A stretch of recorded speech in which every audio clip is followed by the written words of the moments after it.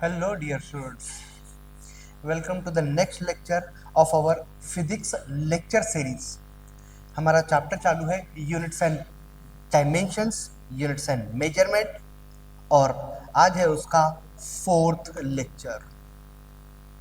चलो, इसके पहले वाले लेक्चर में हमने डायमेंशनल एनालिसिस के बारे में डिस्कस किया था, और इस लेक्चर को डायमेंशंस के साथ, डायमेंशनल एनालिसिस के साथ हम कंटिन्यू कर रहे हैं, क्योंकि डायमेंशनल एनालिसिस का कुछ पार्ट पिछले लेक्चर में हुआ था, और मैं ऐसा अज्यूम करके चल रहा हूं कि आप पिछला लेक्चर देख करके आए हो, प्लस पिछले लेक्चर में हमने कुछ टास्क दिया था, है ना। हमने कहा था कि बहुत सारे फिजिकल क्वांटिटीज हैं जिनका मैंने फॉर्मूले, उनके फिजिकल रिलेशंस, अलग अलग क्वांटिटी के, मीन्स फिजिक्स के फॉर्मूले, क्वांटिटीज के फॉर्मूले शेयर किया था उस लेक्चर के अंदर। और हमने कहा था कि भाई सभी के क्वांटिटीज के डायमेंशंस निकाल लो, और अगर उतना आपने किया है तो ऑब्वियसली आगे के लेक्चर्स आपके लिए बहुत आसान होने वाले हैं। सो पिछले लेक्चर को, डायमेंशंस को हम आगे कंटिन्यू करेंगे। डायमेंशंस के अंदर आज पढ़ेंगे हम principle of homogeneity. Principle of homogeneity state करता है कि same quantities can be added और सब्ट्रैक्टेड, है ना। अगर कोई फिजिकल क्वांटिटी है, फिजिकल क्वांटिटी जैसे कि कोई फिजिकल क्वांटिटी है x, x नाम की फिजिकल क्वांटिटी, ये y नाम की फिजिकल क्वांटिटी प्लस z नाम की फिजिकल क्वांटिटी का एडिशन है। अब सोच के देखो, ये क्वांटिटी प्लस ये क्वांटिटी ऐड हो रही है, और अगर ये दोनों क्वांटिटीज ऐड हो रही हैं तो इनका मतलब ये दोनों सेम है, क्योंकि same quantities can be added और सब्ट्रैक्टेड। उन्हीं क्वांटिटीज का एडिशन और सब्ट्रैक्शन हो सकता है, जैसे किलोग्राम किलोग्राम के साथ ऐड हो सकता है ना, मास मास के साथ। मास और लेंथ एडिशन इररिलेवेंट है ना। Same quantities can be added और सब्ट्रैक्टेड, है ना। डायमेंशनली जो x है उसका डायमेंशन, y का डायमेंशन और z का डायमेंशन होगा। जैसे अगर मैं बोलूं कि x एक क्वांटिटी है जो कि लेंथ है एग्जाम्पल के लिए, और ये जो x है ये y नाम की क्वांटिटी प्लस z नाम की क्वांटिटी का एडिशन है। अगर y लेंथ होगा, z भी लेंथ होगा, तो लेंथ और लेंथ ऐड होकर हमें लेंथ ही देंगे और लेंथ ही तो ढूंढा जा रहा है। Same quantities can be added और सब्ट्रैक्टेड, लेकिन क्वांटिटीज जो अलग अलग हैं उनका मल्टीप्लिकेशन डिवीजन हो सकता है। Different quantities can be multiplied, different quantities can divide each other, but addition और सब्ट्रैक्शन अगर हो रहा है तो वो सेम क्वांटिटीज होंगे। मीन्स सेम क्वांटिटीज है तो उनके डायमेंशंस भी तो सेम ही होना है। यही प्रिंसिपल ऑफ होमोजेनिटी स्टेट करता है कि only quantities of same dimensions can be added, subtracted या फिर इक्वेटेड। इक्वेट किया है मतलब x को इक्वेट किया है y प्लस z, तो ये दोनों y और z तो सेम है, और x भी y के इक्वली तो होगा। x का डायमेंशन, y का डायमेंशन, z का डायमेंशन सेम होना है ना भाई। सोच के देखो, अगर हमने पिछली क्लासेस में पढ़ रखा है equation v equals to u plus a t, ना, क्लास 9th या 10th में मोशन इन स्ट्रेट लाइन में तुमने ये इक्वेशन पढ़ा होगा, जहां पर जो v होता था वो फाइनल वेलोसिटी होता था। ये वेलोसिटी क्वांटिटी है। Final velocity will be initial velocity, you तो इनिशियल वेलोसिटी था, इनिशियल वेलोसिटी a हमारा एक्सीलरेशन था और ta टाइम था। अब यहां ध्यान दो, एक्सीलरेशन टाइम ये दो अलग अलग क्वांटिटीज है। एक्सीलरेशन और टाइम अलग अलग क्वांटिटीज है, इनका मल्टीप्लिकेशन हो सकता है, लेकिन एक्सीलरेशन इनटू टाइम ये दोनों मल्टीप्लाई होकर के वेलोसिटी देंगे। मतलब इन दोनों का डायमेंशन हमने पिछले लेक्चर में निकाला भी था। इन दोनों का डायमेंशन वेलोसिटी के डायमेंशन के इक्वल होना चाहिए, क्योंकि वेलोसिटी ही तो इसको ऐड हो रहा है, तो ये एक साथ वेलोसिटी का डायमेंशन देगा, ये ऐड हो रहा है इनिशियल वेलोसिटी के साथ, तो हमें मिल रहा है फाइनल वेलोसिटी। इसका डायमेंशन, इसका डायमेंशन सेम होगा।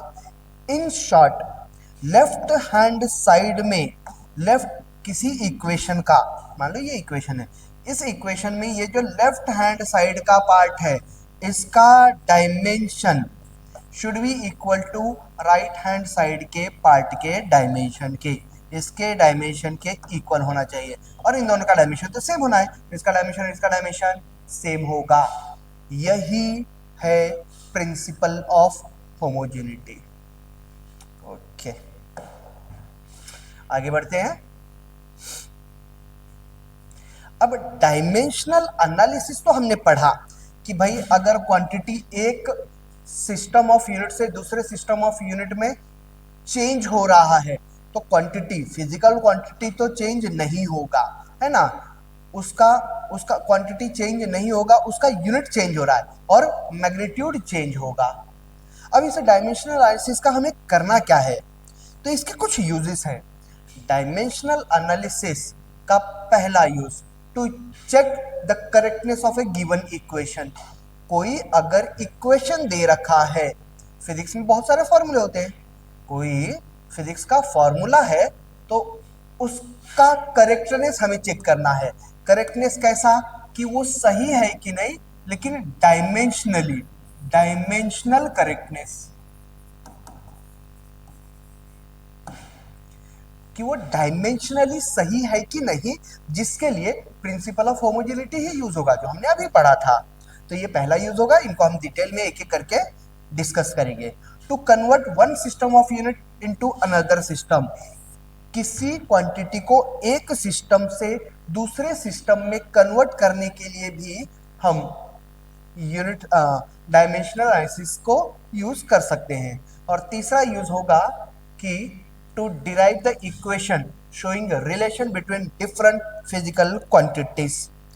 अगर हमें ये पता चल जाए किसी तरीके से कि कोई फिजिकल क्वांटिटी किन्हीं और फिजिकल क्वांटिटी पर डिपेंड कर रही है, तो हम फिजिक्स का एक फॉर्मूला बनाएंगे इस डायमेंशनल एनालिसिस को यूज करके, है ना। तो this will be third use. इन तीनों को हम एक एक कर डिस्कस करेंगे। Very first one, to convert a physical quantity from one system of units to another. हमें किसी फिजिकल क्वांटिटी को एक सिस्टम से दूसरे सिस्टम में कन्वर्ट करना है, किसी फिजिकल क्वांटिटी को एक सिस्टम ऑफ यूनिट से दूसरे सिस्टम में कन्वर्ट करना है। बात को समझते चलोगे, क्योंकि इसके ऊपर अच्छे खासे क्वेश्चन पीछे आए हैं, पहले के कॉम्पिटिटिव एग्जाम्स में बहुत क्वेश्चंस आए हैं और आगे भी आते ही रहेंगे। So use of dimensional analysis, ये बहुत इंपॉर्टेंट चैप्टर है। तो पहला use, to convert a physical quantity, किसी फिजिकल क्वांटिटी को एक सिस्टम से, वन सिस्टम से अनदर सिस्टम में, दूसरे सिस्टम में कन्वर्ट करना है। अब हमने पढ़ रखा है कि भाई हमारे पास सिस्टम ऑफ यूनिट, एक तो MKS सिस्टम होता है, दूसरा CGS सिस्टम होता है, तीसरा FPS सिस्टम होता है और चौथा SI सिस्टम। ऐसे 4 सिस्टम ऑफ यूनिट्स हमारे पास अवेलेबल है। किसी सिस्टम को एक सिस्टम से दूसरे सिस्टम में कन्वर्ट करने के लिए डायमेंशनल एनालिसिस का यूज होगा। कैसे, मान लो फॉर एग्जांपल मेरे पास ना कोई एक क्वांटिटी है, let there be some quantity,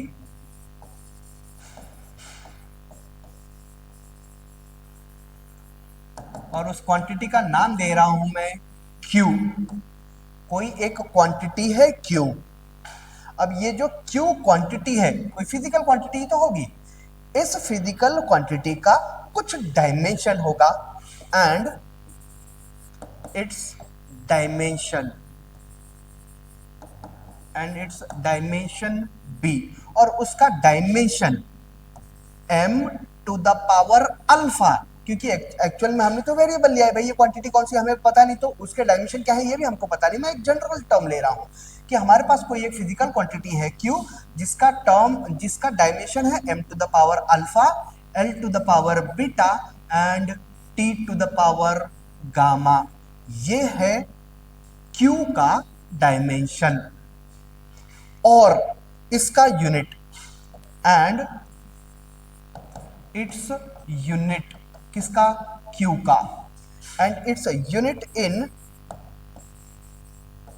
to systems, दो सिस्टम्स में, and its unit in two systems B, दो सिस्टम में उसका यूनिट, अब यूनिट लिख रहा हूं, दो सिस्टम्स में उसका जो यूनिट है वो m1 to the power alpha, l1 to the power beta and t1 to the power gamma.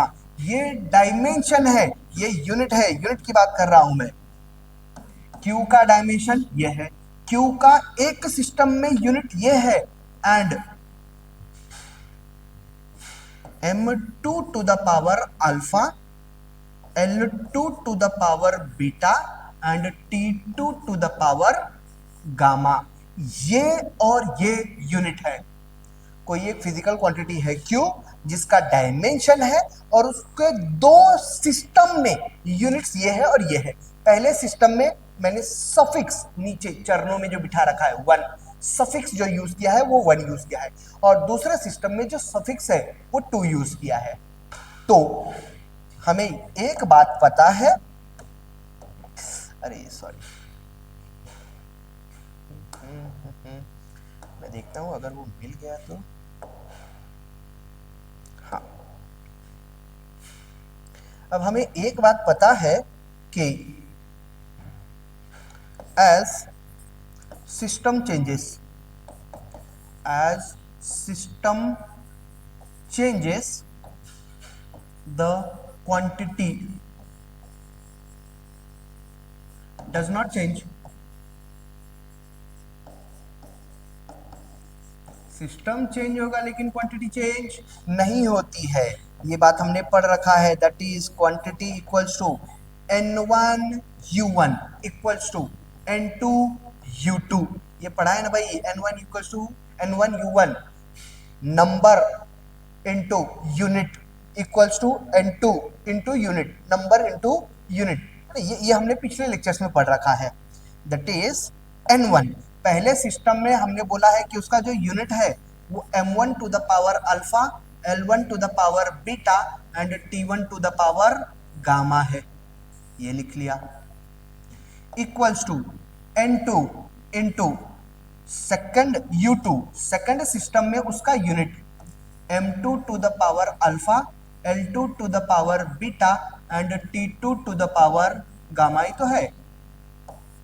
यहां से अगर मुझे n1 की वैल्यू पता है और n2 की वैल्यू निकालनी होगी तो n2 को सब्जेक्ट बना देंगे, देयरफॉर इसी बात को लिखेंगे, therefore n2 will be equals to n1 into n1 का यूनिट ये रहा, m1 के पावर में अल्फा, सॉरी m1 के पावर में अल्फा, l1 के पावर में बीटा, t1 के पावर में गामा है, और जो n2 के साथ में यूनिट था वो तो इसको डिवाइड कर देगा, मीन्स इसके नीचे आएगा m2 के पावर में अल्फा, l2 के पावर में बीटा, t2 के पावर में गामा।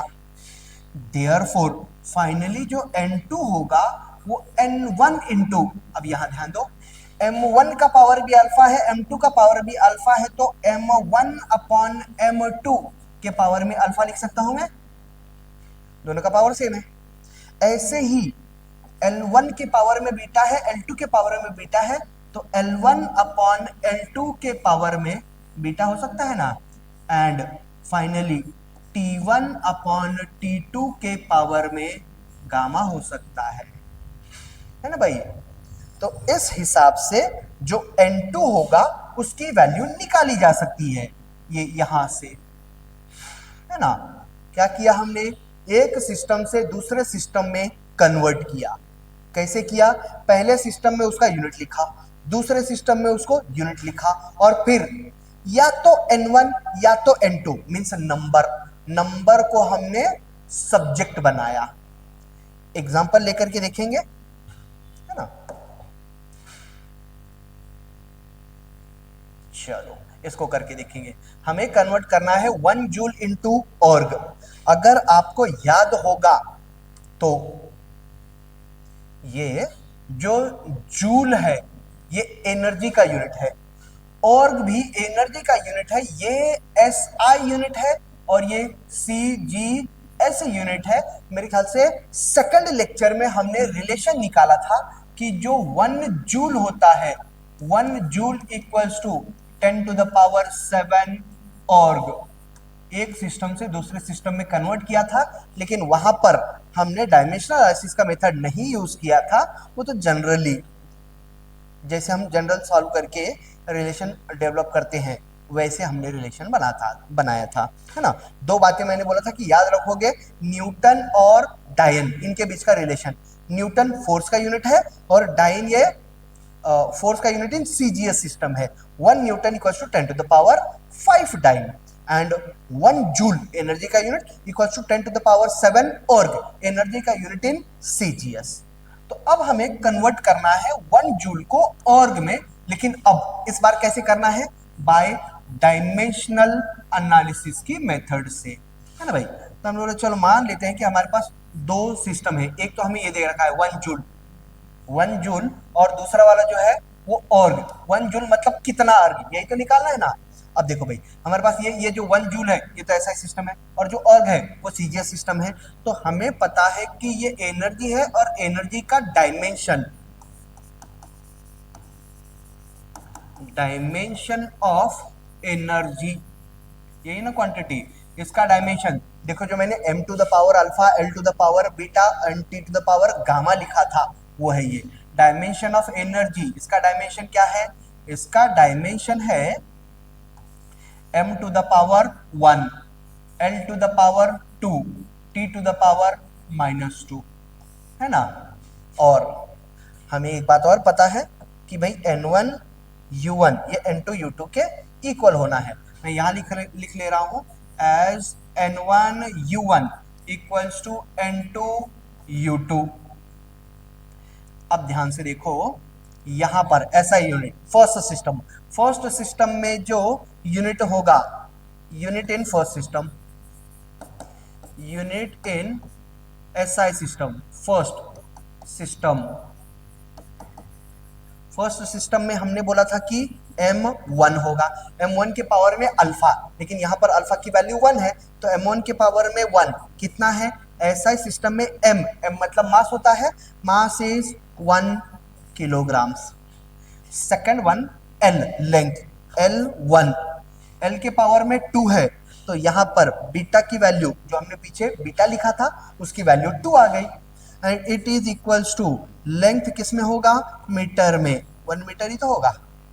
और थर्ड वन है टाइम, T1, इसके पावर में -2 इक्वल्स टू टाइम तो सेकंड्स में होगा 1 सेकंड, है ना।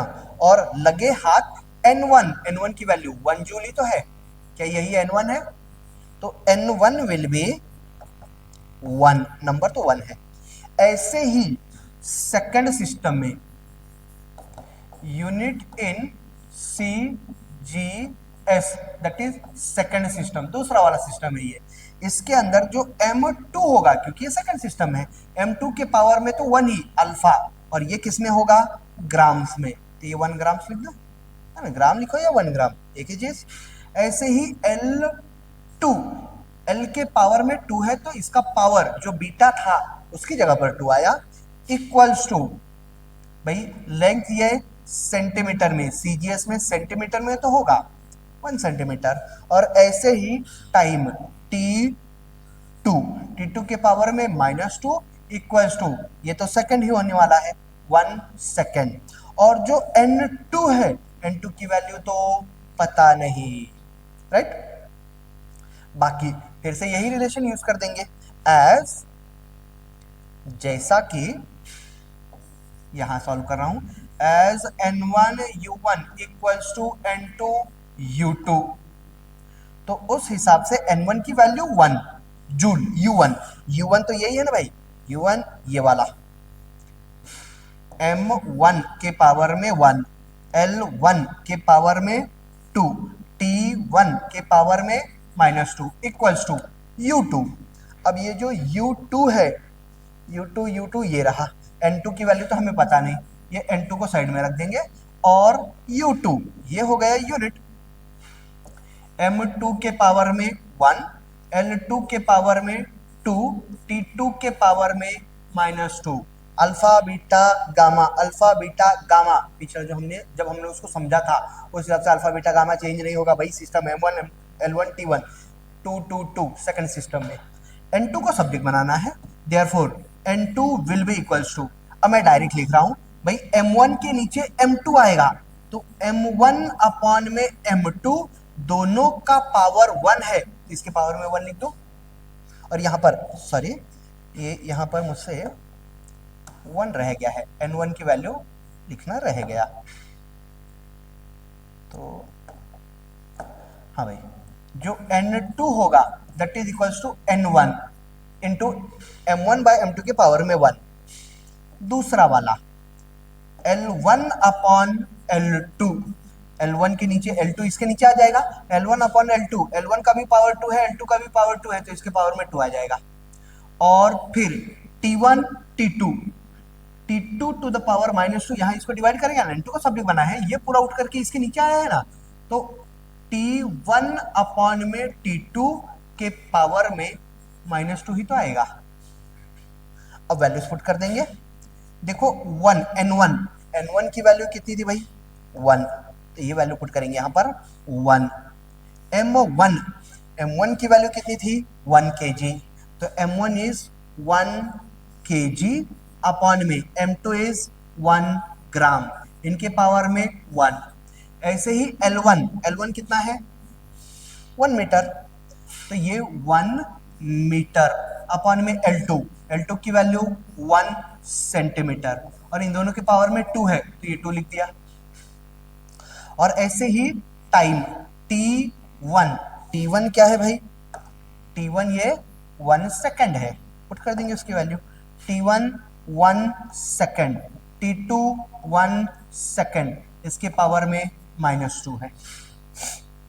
बातों को सॉल्व करेंगे, इक्वल्स टू,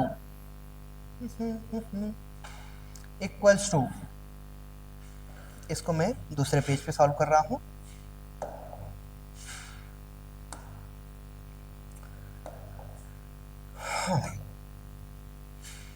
हाँ भाई, हमारे पास वैल्यू, हम N2 की वैल्यू निकाल रहे थे, N2 इक्वल्स टू, यहाँ पर N1 था 1, M1 1 kg था, 1 kg की जगह पर मैं 1000 ग्राम लिख सकता हूं।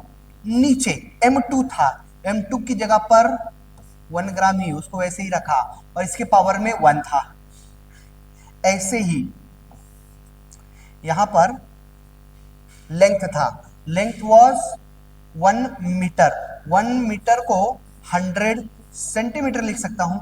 और नीचे यहां पर भाई, यहां पर देखो 1 सेंटीमीटर था ना, ये देखो 1 सेंटीमीटर, तो इस 1 सेंटीमीटर को वैसे ही रख रहा हूं, ये 1 सेंटीमीटर, इसके पावर में 2 था, और यहां पर तो 1 सेकेंड और 1 सेकेंड ये वैसे के वैसे था, पावर में -2 था।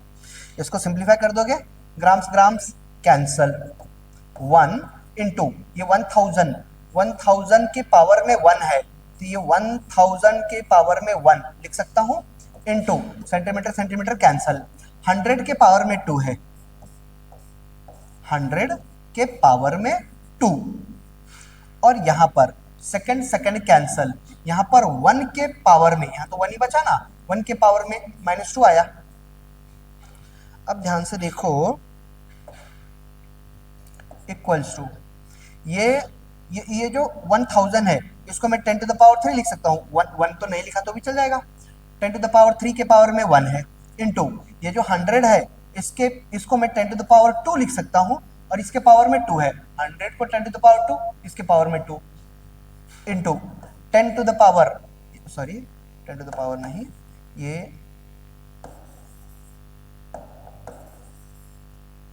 ये वाला 1 के पावर में -2, 1 के पावर में -2 मतलब 1 ही तो होगा है ना भाई, उसको नीचे लेकर के आया तो 1 के पावर में +2, 1 का स्क्वायर डिनोमिनेटर में, 1 का स्क्वायर 1 ही होने वाला है ना।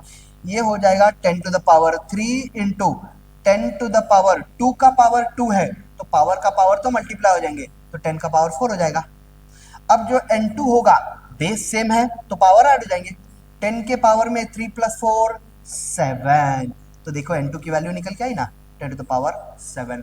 हमने भी तो पहले यही निकाला था कि भाई 1 जूल जो होता है वो 10 टू द पावर 7 और वो होता है ना। तो ये वाली मेथड यूज करके हम एक फिजिकल क्वांटिटी को दूसरे फिजिकल क्वांटिटी में कन्वर्ट कर सकते हैं। चलो लेट अस मूव फॉरवर्ड।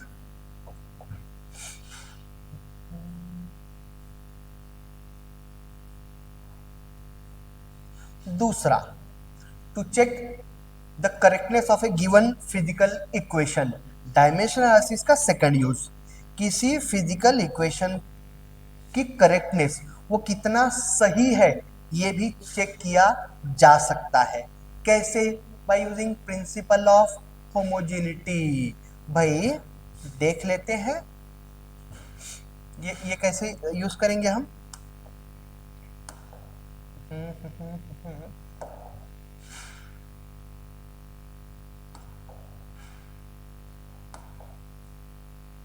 चलो कैसे चेक करेंगे correctness of a physical equation by using principle of homogeneity.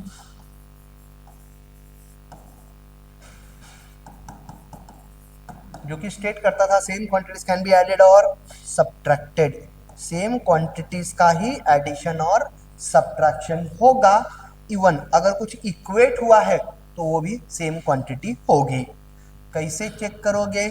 Example के लिए देखो, अगर मेरे पास कोई इक्वेशन दे रखा है v = u + at, ये रिलेशन हमने क्लास 10th में पढ़ा है ना। तो देख लो भाई, इसका डायमेंशन, इसका डायमेंशन और इसका डायमेंशन सेम होना चाहिए। ये और ये ऐड हो रहा है, ये एक ही टर्म है ना, ये और ये ऐड हो रहा है। Same quantities can be added और subtracted, same dimensions can be added और subtracted, and equations, equated value, equated physical quantity should have same dimension. तो v तो इक्वेट हुआ है, इसका भी डायमेंशन सेम होगा। अब सोच के देखो, हम डायमेंशन निकालेंगे, dimension of v final velocity, velocity है, वेलोसिटी का डायमेंशन हमने निकाल रखा है l to the power 1 t to the power -1। ऐसे ही dimension of u initial velocity, ये तो हमें पता है भाई, इनिशियल वेलोसिटी, वेलोसिटी इनिशियल हो या फाइनल हो, डायमेंशन तो वेलोसिटी का रहेगा ना, l to the power 1 t to the power -1। और ऐसे ही dimension of a into T, इसका डायमेंशन निकालना है हमें, तो a का डायमेंशन पुट करेंगे। a एक्सेलरेशन है, एक्सेलरेशन का dimension l to the power 1 t to the power -2, और ये टाइम है, टाइम का dimension t to the power 1 होता है, equals to l to the power 1 t to the power -2 + 1, -2 + 1 -1 ही तो होगा। तो ध्यान से देखो, इस v का डायमेंशन, v का डायमेंशन, उसके बाद इनिशियल वेलोसिटी, इसका डायमेंशन और इसका डायमेंशन, यही तो है। तीनों के डायमेंशन, इसका डायमेंशन, इसका डायमेंशन, इसका डायमेंशन सेम है। इसका मतलब ये जो रिलेशन है, ये जो फिजिकल फॉर्मूला है, ये डायमेंशनली सही है। एक और दूसरा एग्जांपल ले लेंगे हम।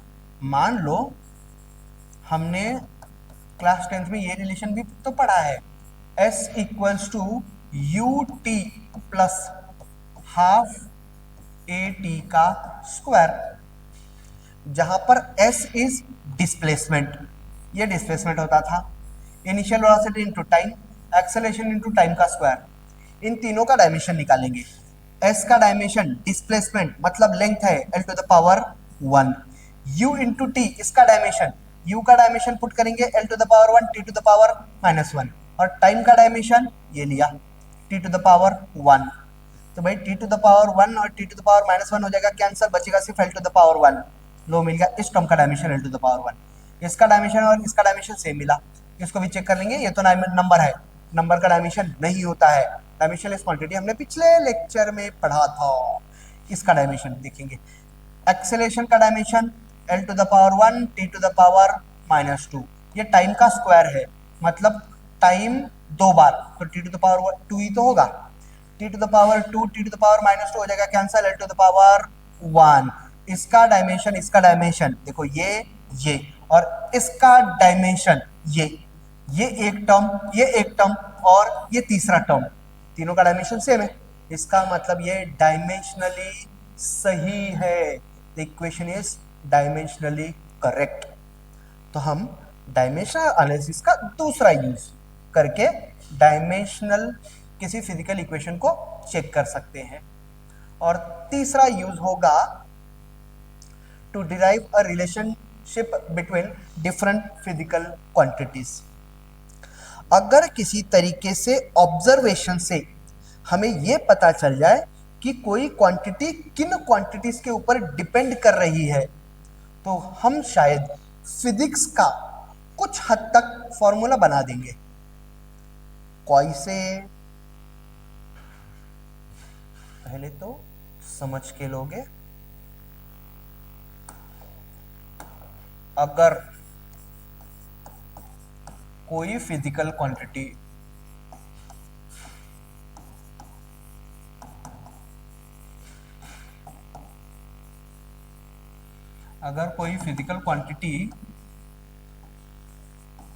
किन्हीं फिजिकल क्वांटिटीज पर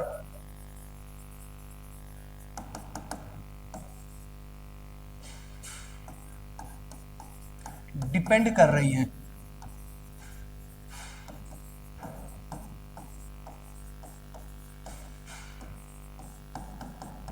तो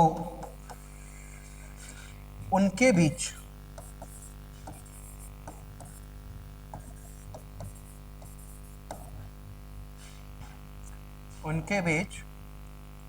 रिलेशन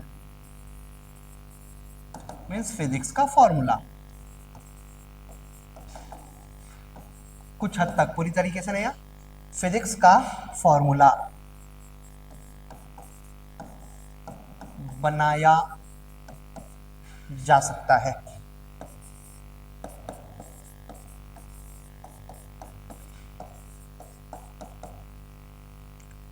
कैसे?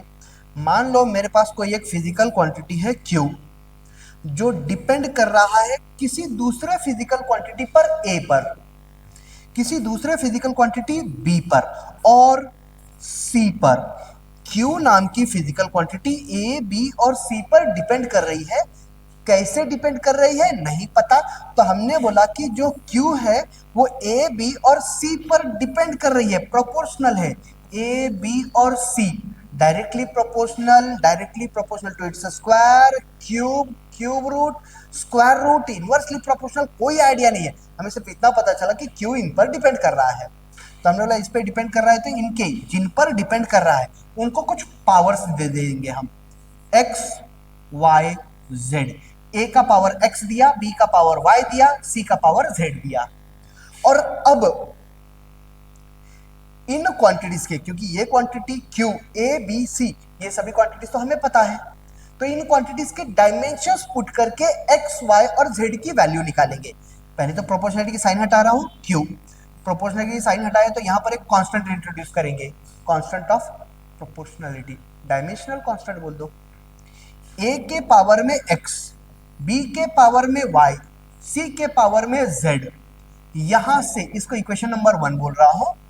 अब इनके डायमेंशंस क्या करेंगे हम, put dimensions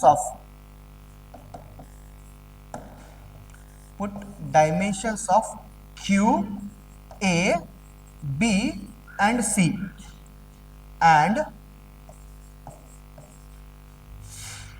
solve for x, y and z। और उसके बाद and then put in equation 1, और उसके बाद इक्वेशन नंबर 1 में पुट कर दो। करना क्या है भाई, सबसे पहले हमने देखा कि कोई क्वांटिटी किन क्वांटिटीज के ऊपर डिपेंड कर रही है, कैसे डिपेंड कर रही है पता नहीं था, तो जिन पर डिपेंड कर रही है उनके पावर में कुछ वेरिएबल्स दे दिए। बाद में उन वेरिएबल्स की वैल्यू निकालना है। कैसे? By putting dimensions of all non physical quantities. In quantities के डायमेंशंस को पुट करके एक्स, वाई और जेड की वैल्यू निकालेंगे और इस इक्वेशन में पुट करेंगे। जैसे ही पुट करेंगे हमें फिजिक्स का फॉर्मूला मिल जाएगा। ये बात करके देखेंगे एग्जाम्पल के लिए। चलो, हमारे पास एक एग्जाम्पल है कि मान लो फॉर एग्जाम्पल जो सिंपल पेंडुलम होता है, सिंपल पेंडुलम पता होगा भाई, सिंपल पेंडुलम वो घड़ी का पेंडुलम, ये कुछ इस तरीके से ऐसा एक रस्सी स्ट्रिंग, उसको एक मास बंधा होगा और वो ऐसे ऐसे ऐसे ऐसे ऑसिलेट करता है ना भाई, ऐसे ऐसे ऐसे ऐसे ऑसिलेट कर रहा है, वही हमारा सिंपल पेंडुलम है। तो सिंपल पेंडुलम का टाइम पीरियड मीन्स टाइम, एक चक्कर को लगने वाला टाइम, टाइम पीरियड, उसका जो टाइम पीरियड है, the time period of A oscillation of a simple pendulum depends upon, किस पर डिपेंड कर रहा है? मास के ऊपर, लेंथ के ऊपर और एक्सेलरेशन के ऊपर। ये कहां से पता चलेगा भाई? ऑब्जर्वेशन है। अगर मैं पेंडुलम बहुत छोटा सा रखता हूं, इतना लेंथ है उसकी, रस्सी की लंबाई, तो ये टुंग टुंग टुंग टुंग टुंग टुंग टुंग टुंग जल्दी जल्दी जल्दी जल्दी जाएगा, मतलब टाइम पीरियड कम हो जाएगा। लेकिन अगर यही पेंडुलम मैं बहुत बड़ा रखता हूं, ये रख दिया हमने, ये वाला लेंथ बड़ा कर दिया, तो भाई ये ऐसे ऐसे ऐसे दूर जाएगा आएगा, जाएगा आएगा, ज्यादा टाइम लगेगा ना, मतलब लंबाई पर डिपेंड कर रहा है। दूसरा, अगर मैं यही पेंडुलम धरती पे रखता हूं तो शायद इसका कुछ टाइम पीरियड होगा, और यही पेंडुलम बिगर लेंथ चेंज किए मैं मून पर लेकर के चली जाऊं तो तब तो आराम से जाएगा आएगा। ऐसा क्यों भाई? जी, जो एक्सेलरेशन ड्यू टू ग्रेविटी है जी, वो अर्थ पर अलग है और मून पर अलग है। और ये जो बॉब है जिसका कुछ मास होगा, क्या वो मास पर भी डिपेंड करेगा? हमने सिर्फ ऑब्जर्व किया, शायद मास चेंज करने पर शायद कुछ चेंज हो, तो हमने कहा भाई जो टाइम पीरियड है, वो टाइम पीरियड टी जो है वो डिपेंड कर रहा है length of the pendulum, mass and acceleration due to gravity g. तो अब हम एक टाइम पीरियड का फॉर्मूला निकालने की कोशिश करेंगे, है ना। हमने कहा जो टाइम पीरियड है, दैट टाइम पीरियड, जो टाइम पीरियड है, डिंग डिंग डिंग डिंग, हाँ भाई, जो टाइम पीरियड है टी से, time period that depends on length, वो डिपेंड कर रहा है मास पर, और वो डिपेंड कर रहा है acceleration due to gravity, g लिख दे रहा हूं, है ना। तो जो टाइम पीरियड है t, that is proportional to length को एल, एल से डिनोट किया है एल, मास को m, acceleration due to gravity g. इनके पावर में दे देंगे एक्स, वाई और जेड। प्रोपोर्शनलिटी की साइन हटाएंगे, time period t is equal to, यहां पर एक कांस्टेंट इंट्रोड्यूस किया के, एल के पावर में एक्स, एल के पावर में एक्स, एम के पावर में वाई, जी के पावर में जेड। इसको दे देंगे हम इक्वेशन नंबर 1। अब दूसरा काम, इनके डायमेंशंस पुट करेंगे। ये सभी क्वांटिटीज को पता है ना भाई, ये तो टाइम पीरियड है, मतलब टाइम है ये, है ना। ये लेंथ, मास और acceleration due to gravity. Time period T का डायमेंशन पुट कर रहा हूं, देखो टी का dimension T to the power 1 ही तो है, एक ही बार। राइट साइड में अब ये के है, के का डायमेंशन तो पता नहीं, एल तो लेंथ है ना, लेंथ का dimension L to the power 1 और इसकी पावर में एक्स है, ये वाला एल का डायमेंशन पुट किया, एक्स तो एल का पावर है ना, तो एल के डायमेंशन का पावर हो जाएगा।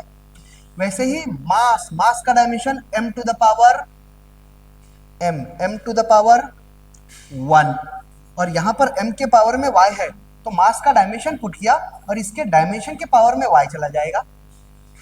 ऐसे ही g acceleration due to gravity, dimension है l to the power 1 t to the power -2।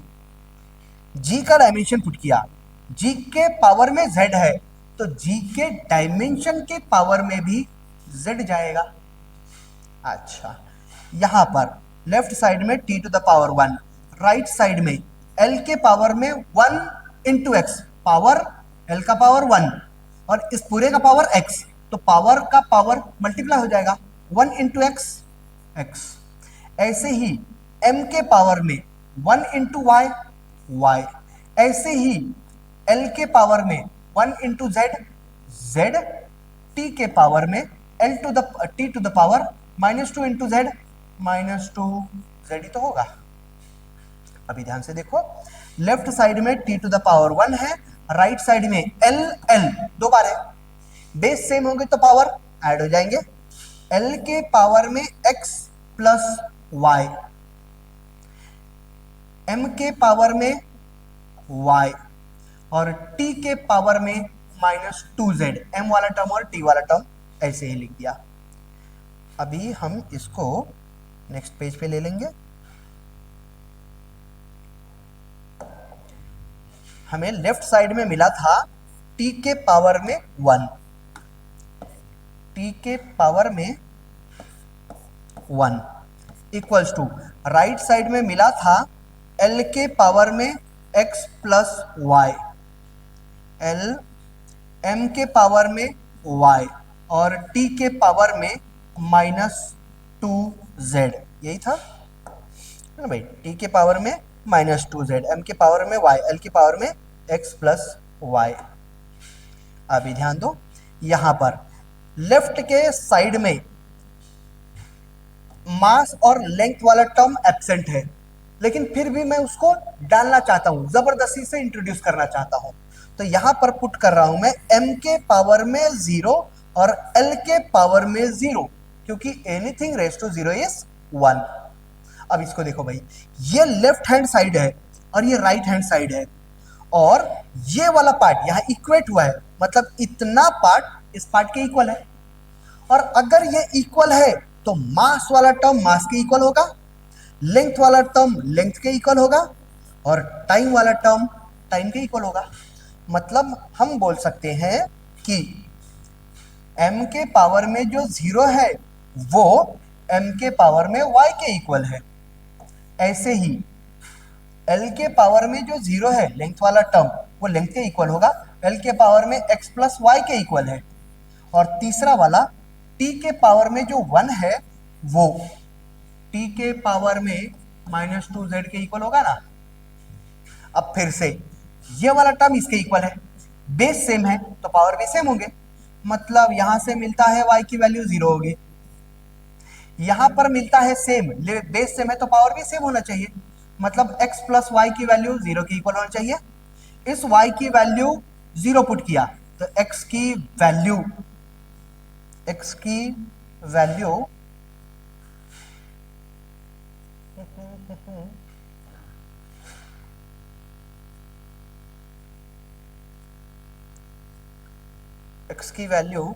0 हो जाएगी।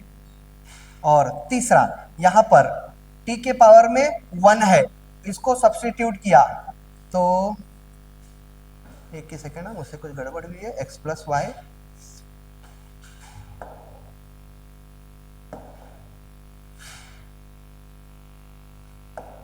हाँ भाई, length mass of the pendulum acceleration due to gravity l to the power x m to the power y g to the power z, यहाँ पर time period है, l के power में x m to the power y g to the power z, l के power में 1 into x, मास के power में 1 into Y, और यहाँ पर l के पावर में 1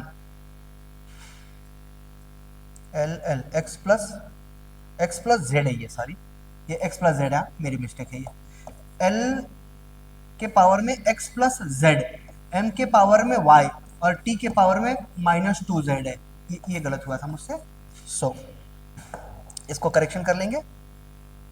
हाँ भाई, l के पावर में x प्लस z है, l के पावर में, अरे यार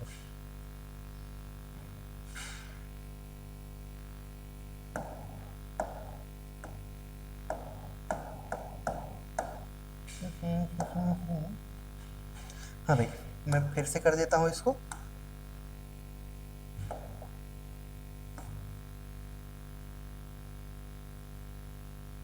यही था ना यहाँ पर।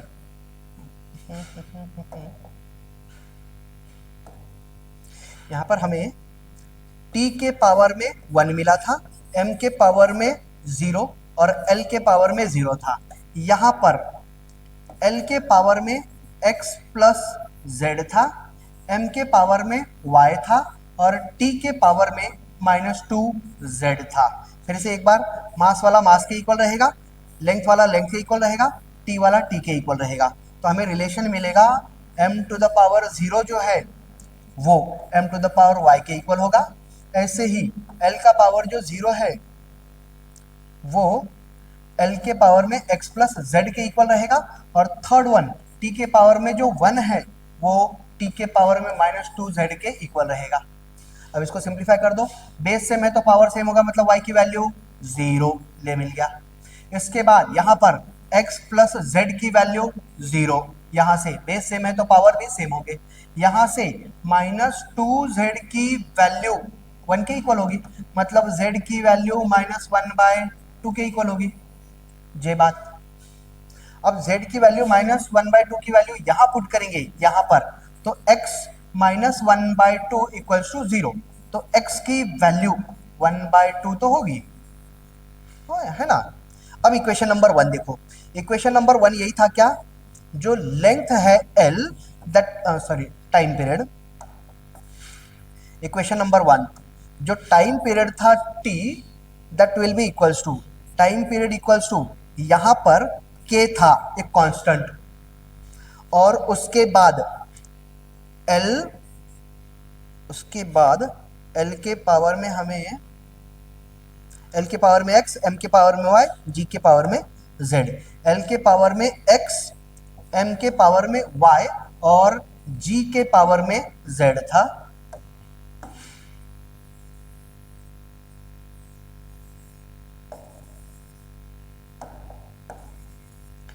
l के पावर में x, m के पावर में y, g के पावर में z था। x, y और z की वैल्यू पुट करेंगे। Time period t equals to k into l के पावर में x, x की वैल्यू मिली हमको 1/2, m के पावर में y, y की वैल्यू मिली 0 और g के पावर में -1/2, क्योंकि z है, z की वैल्यू 1/2। अब इसको मैं ऐसा लिख सकता हूँ, इस इक्वेशन को, जो t है time period, that is k into l के पावर में 1/2 का मतलब अंडर रूट ऑफ l होता है क्या, m के पावर में 0, एनीथिंग रेस्ट टू 0 इज 1, और ये g के पावर में -1/2 है, उसको डिनोमिनेटर में लेकर के जाएंगे तो g के पावर में +1/2 हो जाएगा, और 1/2 का मतलब अंडर रूट ऑफ g होता है। इसको अगर हम लिखें तो t will be equals to k into under root of, एक साथ दोनों अंडर रूट एक साथ ले लिया तो ये अंडर रूट ऑफ l/g होगा। लो मिल गया रिलेशन हमको, जो टाइम पीरियड होगा वो k into under root of l/g होगा, राइट। अच्छा, और ये जो k है इसकी वैल्यू डायमेंशनल राशि से नहीं निकलेगी। सो माय डियर फ्रेंड्स, हम यहाँ रुकेंगे और इसका अगला पार्ट अगले लेक्चर में, थोड़ा सा पार्ट, क्योंकि डायमेंशनल एनालिसिस का कुछ नोट पॉइंट्स है, कुछ बातें तुमको याद रखना चाहिए, तो वो उसको हम थोड़ा डिस्कस कर लेंगे और कुछ क्वेश्चंस सॉल्व करेंगे। तब तक के लिए हैव अ गुड डे।